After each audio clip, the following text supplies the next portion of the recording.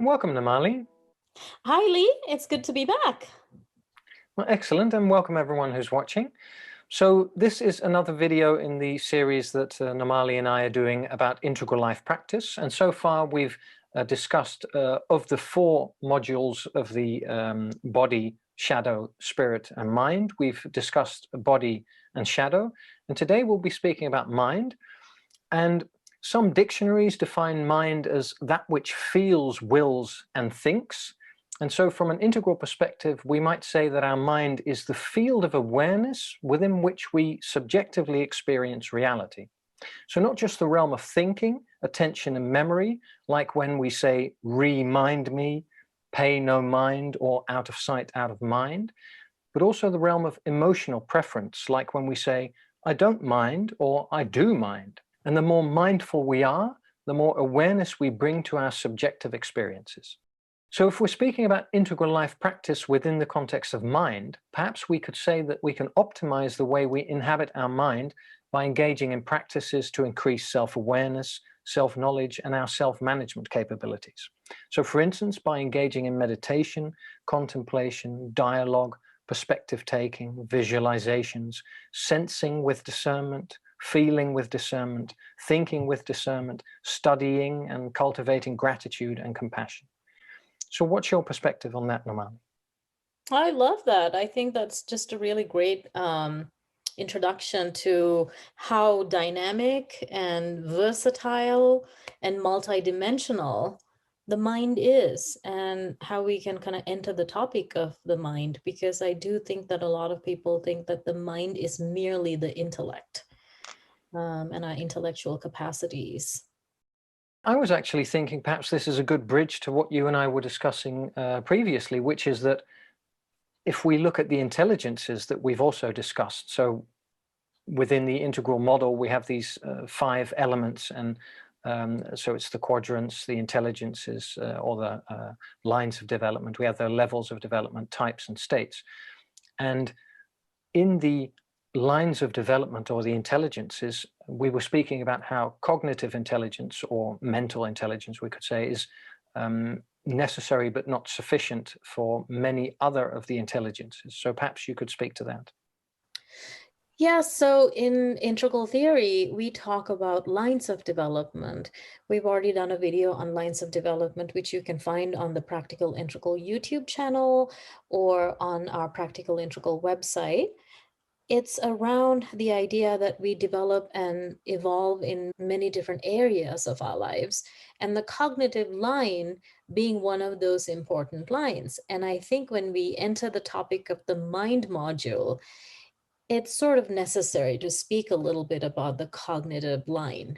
Although Ken Wilber and others would also agree that cognitive development in the sense of traditional intellectual development is necessary but not sufficient, because the mind and its discerning capacities in the way that you spoke about really does involve all of those, or as many of those lines of development that are available to us. So as far as the cognitive line is concerned, most of the research that a lot of us use around cognitive development comes from Jean Piaget, the French researcher.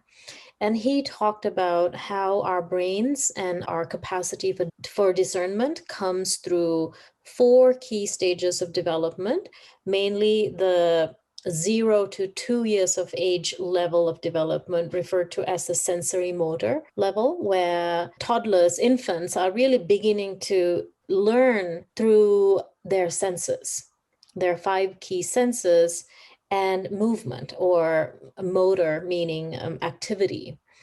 And the key cognitive capacity that this stage explores is object permanence. So if you put a cute little toy in front of an infant, they'll see that, they'll enjoy that, but if you take it away, they think that it's gone for good. They don't have a sense of it actually just being taken away from them, because there isn't that much of a sense of an ego development, and they don't have the next level of discernment, which is 2 years to 7 years, roughly, the pre-operational stage of cognitive development.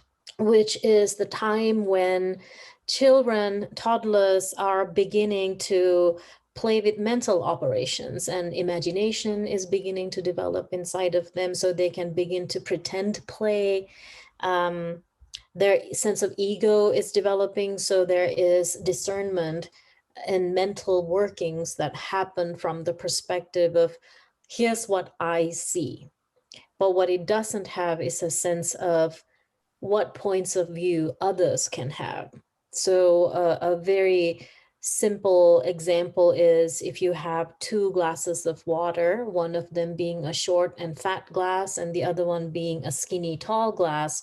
If you put the same amount of water in both of those glasses, the pre-operational stage of development cannot discern mentally that it's the same amount of water. The next level of cognitive development is the ages 7 to 11 level of development, referred to as the concrete operational, where the main cognitive capacity that develops is an understanding around conservation. So in this stage, a child will know that it's the same amount of water in both of those glasses that we described earlier.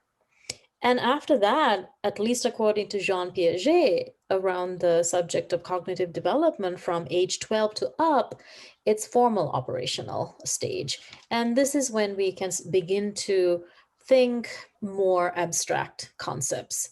We can take in concepts such as, well, what would happen if I take this perspective, or if I do this? The what if abstraction, it's the first time that that begins to appear around age 12 and continues to develop.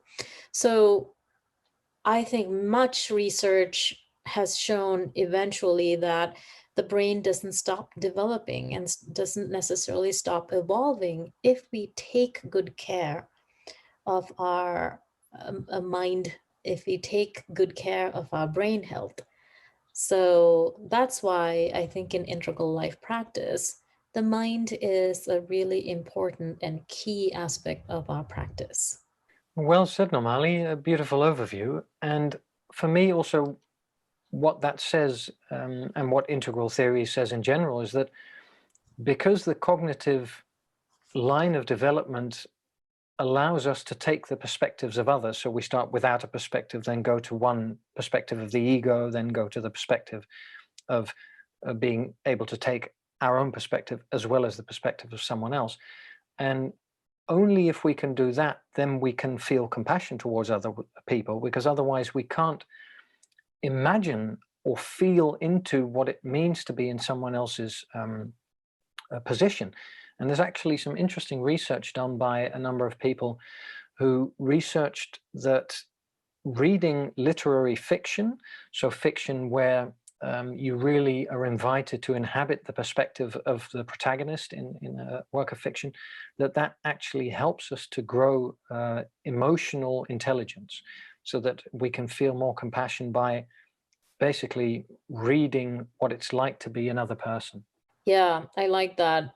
In a way, what you're saying points towards something that integral theory often reminds us, is that we are trying to look at the cognitive line of development, not so much, or integral development, not so much along the lines of how intelligent we are intellectually, but rather how many perspectives can we take on a given situation or given anything, really. So emotional intelligence or spiritual intelligence, spatial intelligence, all of that and many more other intelligences come into play when we speak about this mind module and its development. It is around a deepened sense of multiple perspective taking. It's not so much around even how good your brain might be or how intellectually sharp one might be. If you're stuck in black and white thinking and you're getting stuck in your opinion or my own judgment, and we can't step aside and take a much more broader, deeper perspective around anything, I think in some ways, that's the indicator of the mind module and its development from an integral perspective. I think that's wonderfully said, and that reminds me of the expression to be either small-minded or more open-minded, which is basically, we could say, is a sort of a setting of our field of awareness where it's either more inclusive or less inclusive, and that typically the more we are able to include in our perspective on reality, the better we're able to relate to reality, to ourselves, and to function constructively in the world. And I was also thinking about the perspective taking and the rise of technologies that help us to do that, because there are some VR, so virtual reality developments where people can put on a headset and very briefly inhabit, for instance, the perspective of somebody who is homeless, or someone who is a refugee, and there have been a number of very immersive and also challenging projects done where people who've undergone the experience have really been able to inhabit a perspective that they normally wouldn't have been able to inhabit with such depth. Yeah, that's really interesting. So the mind module is quite inclusive of so much more than just the brain, in a way, or cognitive development. That said, integral theory is also looked at as this psychoactive teaching or theory, which when we study that, certain parts of our brain, as well as our sort of overall consciousness, latent parts of our consciousness, can actually come alive. And so within the context of integral theory, and when we speak about integral life practice, the mind module really promotes exercising our mind through the study of integral theory, even because integral theory, one of the key elements of integral theory is that we are taking into consideration the multiple perspectives that are at play given any situation, from the perspective of quadrants, the 4 quadrants, the lines of development, the levels of development or stages or structures of development, the states of consciousness or states of being, and types of personality and types within all 4 quadrants. So when we begin to study integral theory, psychoactively, we're actually exercising the mind module, because we are learning to see that it's not just about somebody's stage of development. It's not just about somebody's Enneagram type. It's not just about somebody's deep dreamless sleep state. And it's not just about somebody's lower left quadrant. So we really learn to disintegrate in certain ways, or deconstruct an experience and then reintegrate it with a really great map like the Aqua map. So in a simplest way, the mind module can be exercised just by studying integral theory. But I think there are other practices. There are many other practices that we can sort of talk about that are a part of developing, maintaining good mind health. So what might you like to add to that, Lee? Well, it's wonderfully put, Nomali, that indeed studying and creating the space within our own mind to be able to hold things, and I think that's what integral theory helps many of us do, is that it creates a sort of a framework that allows us to be able to fit stuff in that normally would seem to be paradoxical or seem to be in opposition to each other. So that's a really good example.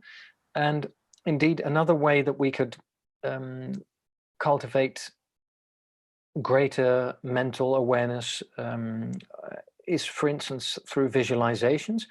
And if I remember correctly, the philosopher Karl Popper said about visualizations that it's a sort of an evolutionary step in animals, and typically human animals, where we can run simulations in our awareness so that if we die in the simulation, we don't die in real life. So basically, it's a way of being more effective in the world and sort of visualizing, okay, what happens if I try to jump off this cliff onto another ledge? What happens if I don't make it? And then we can choose to not do it because the risk is too high or something like that. And that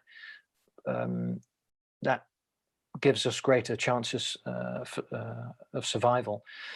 So that's sort of the framework of why visualizations can be important. But visualizations at a much smaller scale, where we, for instance, visualize if we're teaching a class, how we will do it, which type of examples we'll use, or if we have a job interview that we visualize, what will we be asked, how will we respond, and things like that. These are all ways to prepare ourselves for the future in constructive ways. And we can also visualize past experiences, which are, for instance, done in particular therapeutic interventions, where, for instance, people who've experienced traumatic experiences due to the activities of another human being can visualize a different outcome. So, for instance, if you were mugged in the street, then you can visualize an outcome that wasn't detrimental to you in the way that it was, and that tends to be for many people very beneficial, in the sense that you create within your mind different narratives in which you are not in which you don't feel victimized, so you can feel more empowered within your own imagination. So that's just a sort of some reflections on visualizations. And of course, you and I both in our work also use visualizations with clients. Perhaps you can speak to that?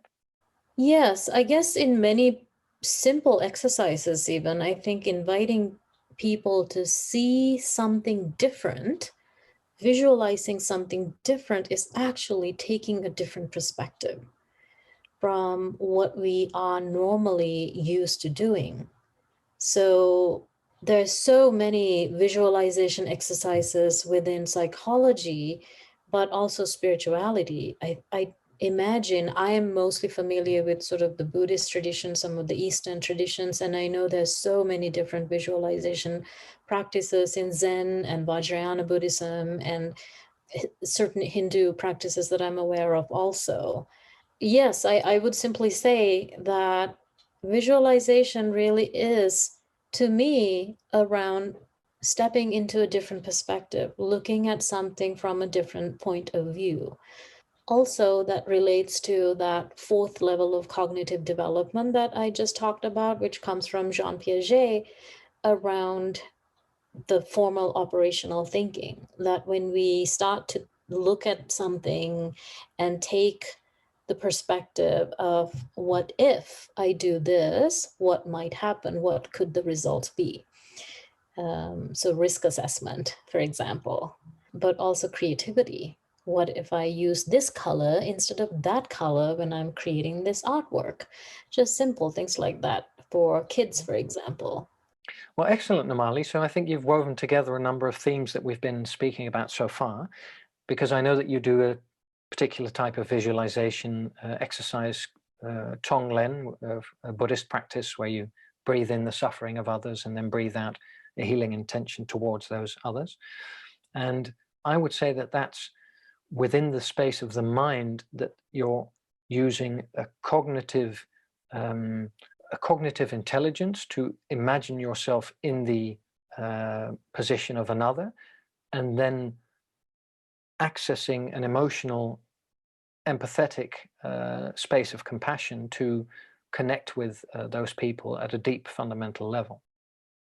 And another pair of themes that you threaded together are those of the stages of Piaget, indeed, and this and the visualizations, because I think one of the things we could say is that Piaget's first stage of sensory motor, then as an infant, we're still sort of operating largely on the concrete world, and of course in the pre-operational phase similarly, whereas children, we typically tend to count with our fingers so we can sort of keep score of the number. But then when we get to concrete operational, we become slightly better at conserving, indeed, for instance, volume, because we take it out of the concrete material world and place it within our mental space.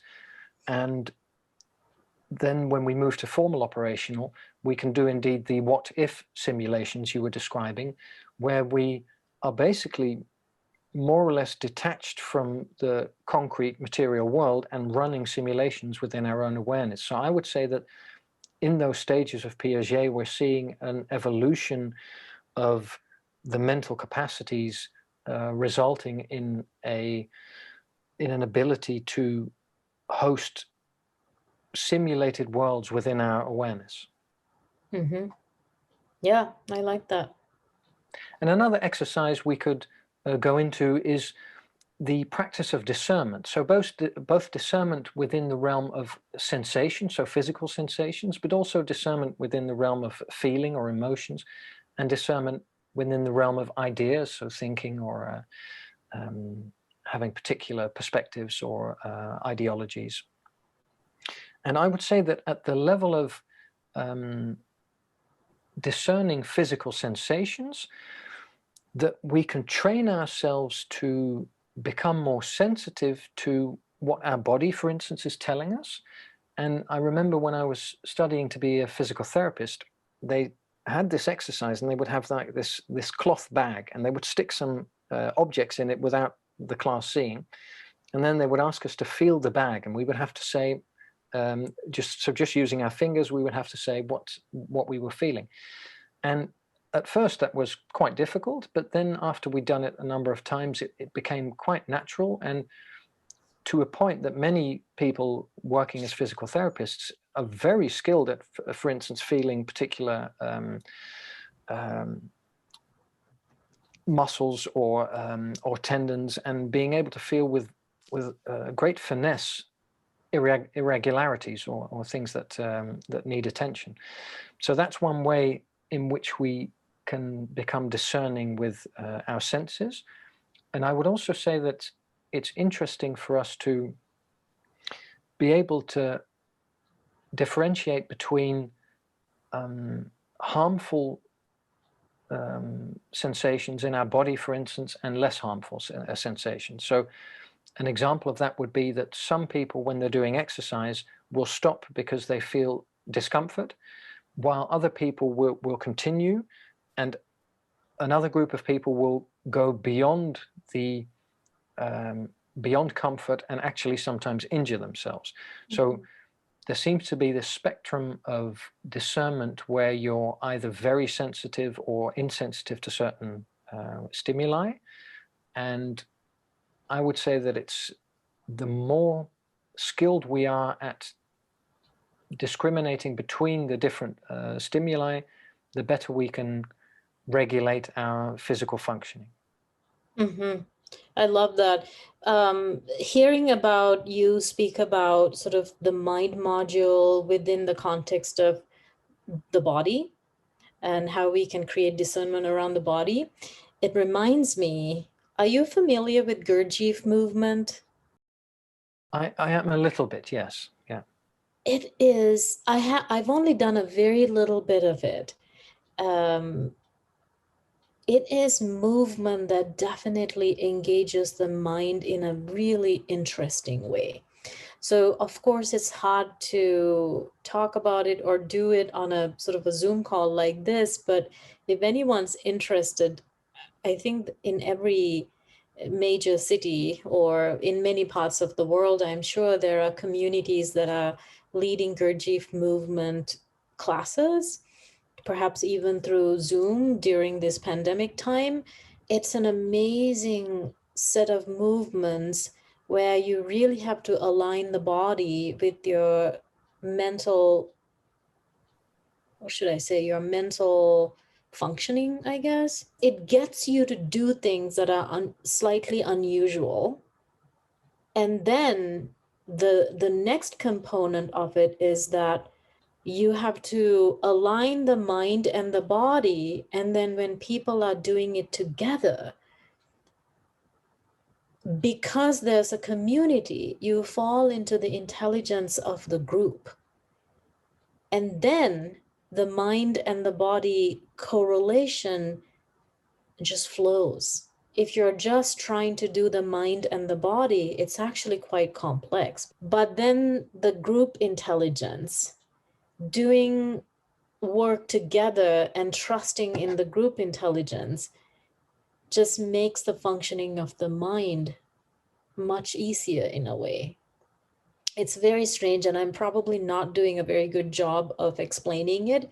It is something definitely to be experienced. Yeah, it's really interesting. I was just reminded of that. So I learned that from Russ Hudson. If you go to a session with him on the Enneagram, they'll get you to do some Gurdjieff movement, and it's just fascinating. Yeah. Interesting.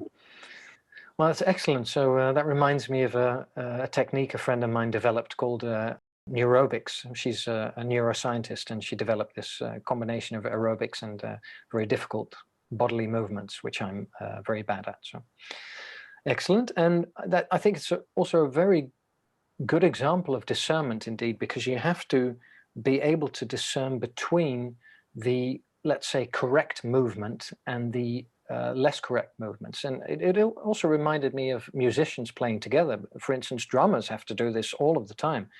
And while they're doing that, of course, the other musicians, if they're playing in a band, they have to do their thing, and they're all moving and indeed trying to stay in a collective groove while they're discerning the right notes from the wrong notes. So I think that's a really nice way of framing it.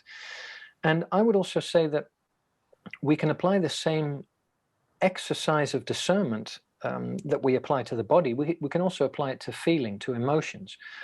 So, for instance, if we have a to-do list, for instance, and we feel a little bit down, or we feel a little bit gloomy, then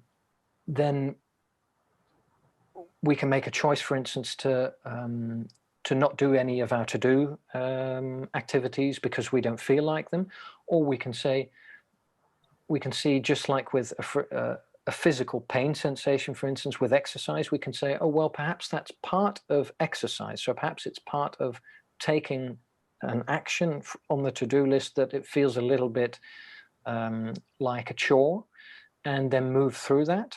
And of course, here I would also say we have a spectrum where we can also be so diligent that we sort of block out all of our emotions and don't feel anything. So so I would say that's also a way in which we can practice discernment to function emotionally as constructively as possible.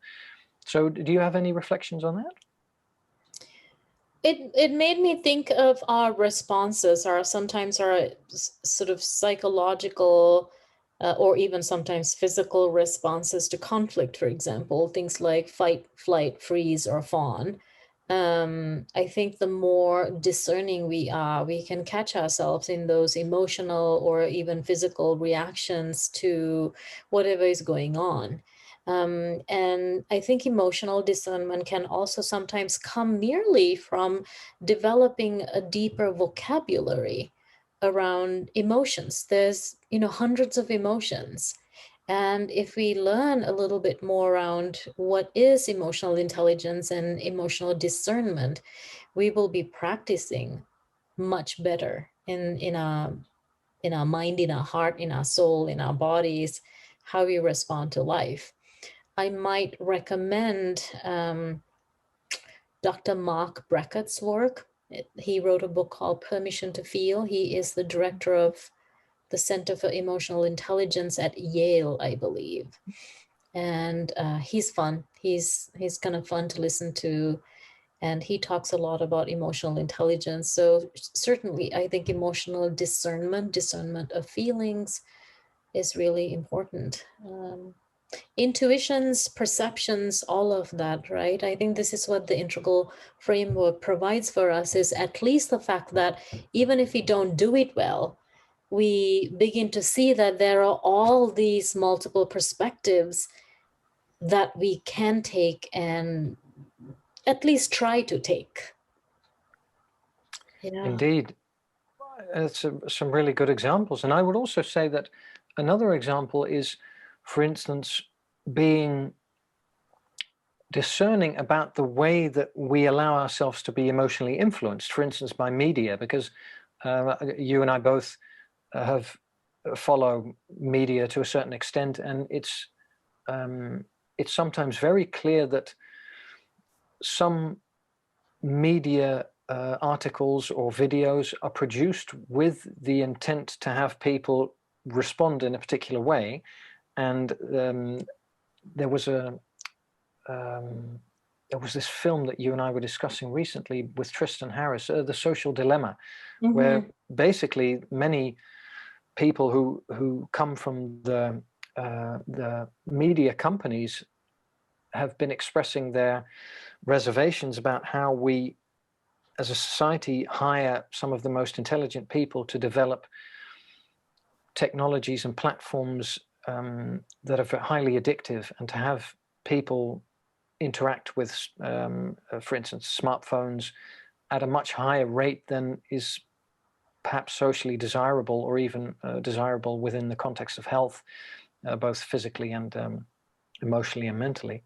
So that would be perhaps another area where we can be discerning, for instance, by not interacting with clickbaity articles or things like that. What do you think about that? Oh, big time. I think this is such a huge and complex experiment that we all sort of signed on to because we didn't know how to discern around the choices we were making. Neither did the tech experts who got us into this experiment around the use of social media, or recommendations on YouTube, or getting sucked into the rabbit hole. Conspiracy theories and everything feels really complicated now. So we definitely have to bring a lot of discernment and exercise every mental capacity that we have to not fall into some rabbit holes that really are within the mind module. I think it really is around the ways in which the mind can just get wrapped up around things, and we lose connection to a healthy mind in a way.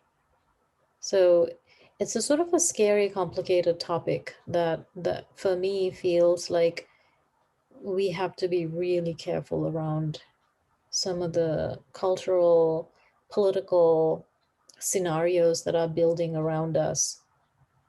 Yeah, and how not to fall into losing connection with our minds, losing connection with a good mind. However, way we interpret is the problem, right? I think different personality types are interpreting it, or more prone to interpreting it very differently, not just different stages of development. So, yeah, that's a very nice bridge also to the thinking with discernment, indeed. And I was thinking, as you were speaking, about perhaps we can create an analogy where, if you have the physical sensations of eating, for instance, which can be very pleasant. So if you look at, for instance, sugar or salt, or that sort of, those sorts of eating experiences, then they can be so pleasurable that if we were to engage in them all of the time, they would become very unhealthy. And I think the same goes for instance, media consumption, or the consumption of things that promote outrage, or that promote a strong emotional reaction, and that we can perhaps see that we need to pace ourselves, or we need to strike a particular balance within our the way we consume physically, but also the way we consume emotionally, or relate emotionally to others, and also at a mental or at a thinking level.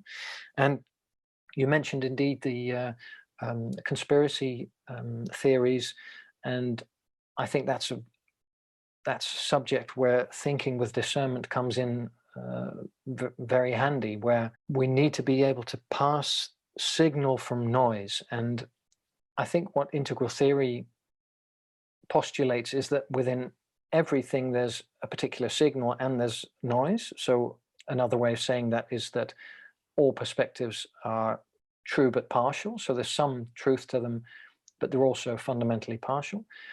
And we could add more nuance by saying that some perspectives have a lot more signal or a lot more truth to them or a lot more validity to them than other signals. And indeed, perhaps we could say that within the analogy of consumption, that if we're able to consume primarily healthy content and to interact with each other emotionally and physically and mentally in a very healthy way, that would be a way of inhabiting and embodying integral life practice within the mind module. Yeah, I like that. It makes me think that perhaps we don't know enough, or maybe we do, I don't know. It makes me feel like we don't know enough about how we may be able to transcend the messy ways in which we are in this mind module, or how we are manipulated in a way in our mental functioning, how to transcend that into a newer way of good, healthy functioning in the world, while not completely disbanding or dismissing social media or whatever is in the world, which we can't really completely be free of anymore. It very much is a part of our lives.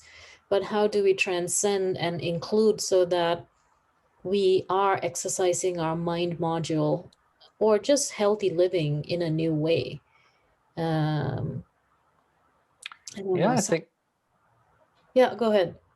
Oh, so I was going to say that's a really profound question, and that one of the things that I've been seeing in particular communities is that many people are searching for ways of interacting with each other from a place of authenticity, and then also trying to deal with conflict in a way that is constructive. So I think that perhaps what we might be seeing in the future is that people develop sort of protocols on how to relate to each other within this, basically this evolving world that we're all finding ourselves in, and that we might see some very interesting things arise at a grassroots level that that can help us to navigate as a species these waters that we find ourselves in. Mm-hmm. Yeah, all of this is just so interesting. And as we sort of come to a little bit of a wrap up on this discussion, I want to talk a little bit about the mind and the brain. There is a definite relationship, as multidimensional as the mind is in the way Integral Life likes to talk about it. I want to just focus a little bit on the upper right health in relation to the mind module. So specifically the brain. The brain belongs in that upper right quadrant, our exterior individual. One of the wonderful people that I think many people around the world maybe are familiar with is Dr. Sanjay Gupta. He's a practicing neurosurgeon, and he recently wrote a book called Keep Sharp. The world in general seems to imagine that our mind and our brains stops developing at a certain point, or that they become weaker as we get older. And while there is truth to that, we can still continue to focus our attention on brain health. Are we actually exercising good brain health? Because the brain is also so very related to many diseases, dementia or Alzheimer's or schizophrenia, all kinds of mental disorders. So while there is a limited amount of things that we could do to make sure, there's no way for us to make sure that none of us ever get those kinds of diseases. Some of us will get it nevertheless, even if we practice good brain health. But he came up with some really simple pillars for us to keep in our minds as we consider good brain health.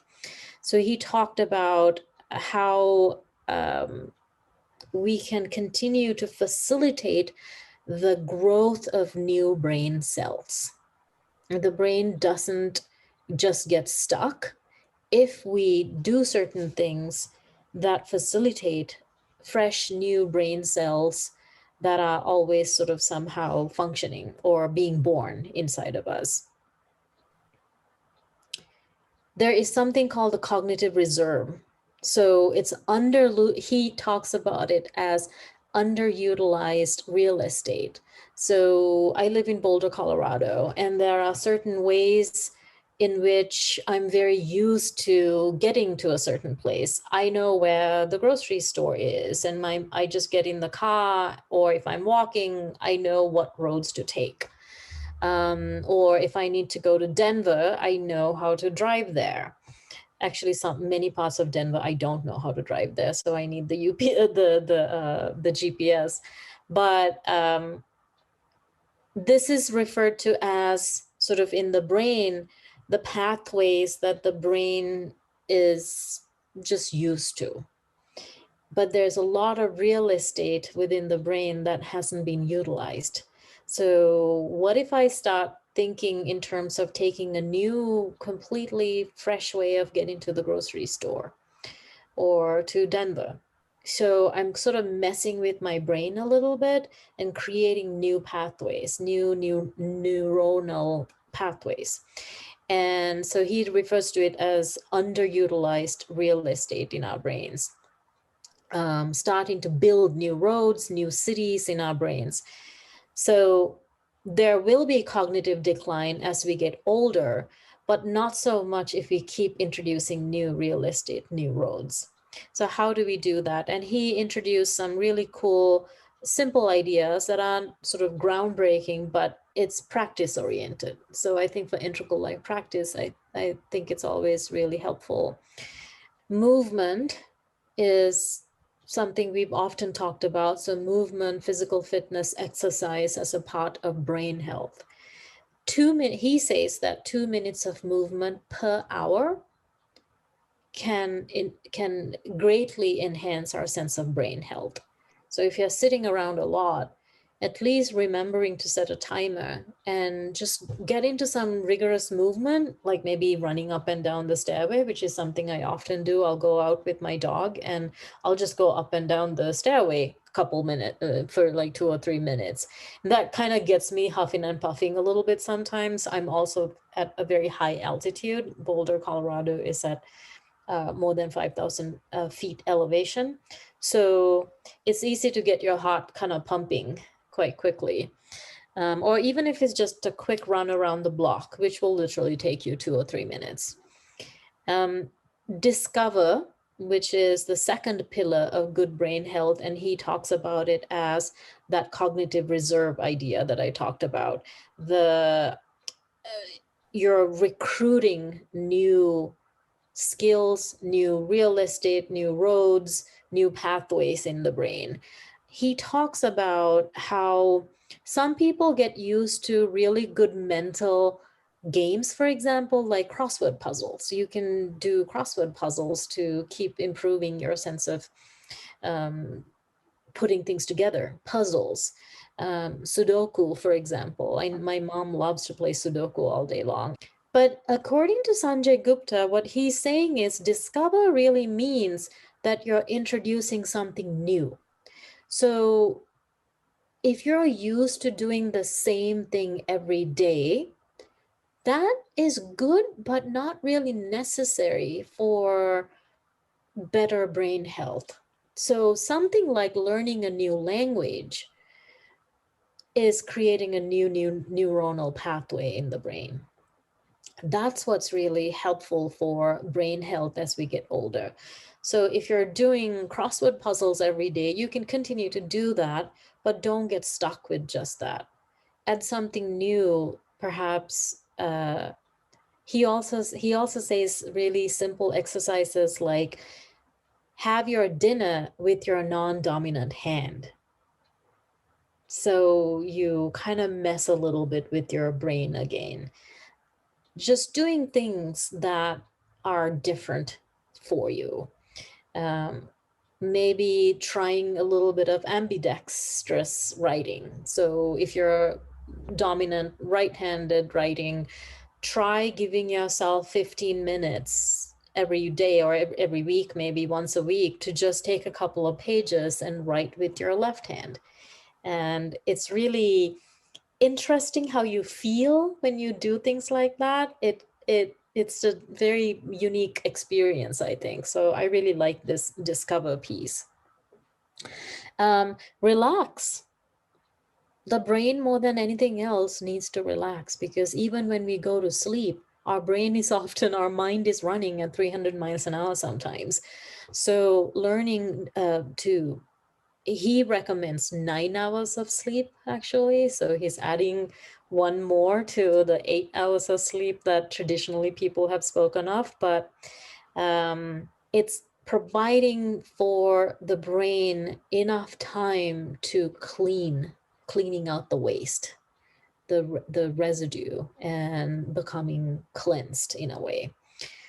So, and then nourishment. So he talks about good, healthy eating that really supports the brain. So he talks about fish oil, cold water fish. He talks about sugar being one of the most toxic things for the brain. So getting rid of sugar. He says that we have roughly around 130 pounds of sugar every year, which is incredible when I think, to think about 130 pounds. That's more than I weigh. So to put that much sugar in my body, if I'm not careful, sounds really scary for a year, So, and then he talks about connection as a part of good brain health as well, to keep developing that new brain cells, is to go on a walk. He says, walk, talk, gripe. He says, find a good friend, go on a hike, and talk about your problems. So it's real human connection. So talking about social media, as we did earlier, one of the newer ways that we can talk about transcending and including how to live a better life is less social media is definitely a good idea. And reaching out to real humans in real human space. I went on a hike yesterday with a dear friend, and I just felt better after that. And it kind of makes you feel cleaner and clearer overall. So he talks about developing an empathic, we were talking about emotional intelligence. So he speaks about developing an empathic brain as part of brain health. And an empathic brain is developed through connection, even through Zoom, to connect with friends, talk about what's up for you, really have human connection as much as is possible, is also a part of developing brain health. So yeah, I just wanted to bring up a little bit about brain health, even though the brain is so connected to, or we think of it in the sense of intellectual development, it's so much more than that. And from the perspective of the mind module, we want to have a much more inclusive approach. Part of it is that we're paying attention to brain health from the upper right quadrant. And the brain uses 20% of our blood circulation and 2% of our full body weight. So it is an important organ, and to make sure that it's healthy.